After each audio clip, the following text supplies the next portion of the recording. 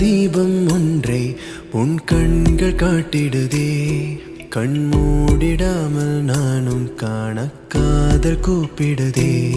கேட்காத கீதம் ஒன்றை உன் கைகள் மீட்டிடுதே. நீ பேசிடாமல் பேசும் பேச்சை நெஞ்சம் கேட்டிடுதே. குளிரோடை மீது யாரோ வீசிய மூங்கில் உன்னை பாடாமல் பாடிப்போக